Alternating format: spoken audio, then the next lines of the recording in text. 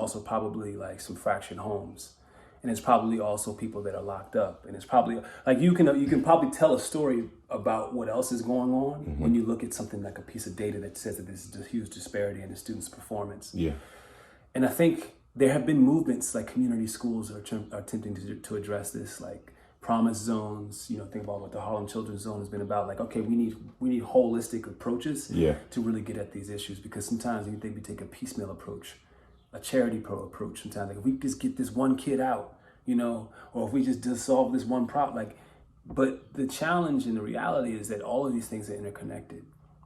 And unless you are taking an interconnected and holistic approach to it, and that requires deep investment and sustained investment. Yeah. So I think I start with like the amount of money that we have made historically as a commitment to education is just not enough, and we know it's not enough. Right. And then beyond that, we have this focus and attention, I think, because I've been someone who's worked in education, worked in adjacent education fields, is that there's often this hyper focus on the kids and it's not a focus on the families, right?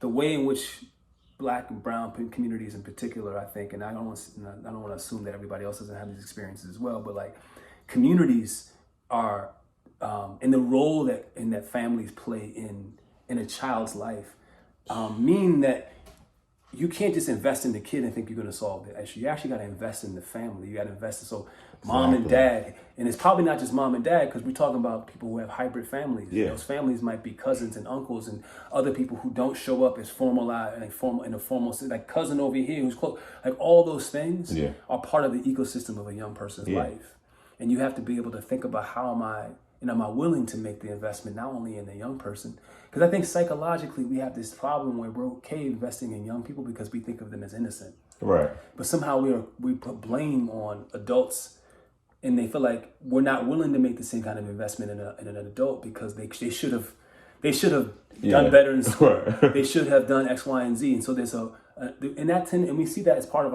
it's at the national level in our society. Part of what I struggle with conservatives is that I feel like there's a mean-spiritedness around the understanding of how intractable and holistic the experience of poverty can be. And there's a sense that people are just to blame for their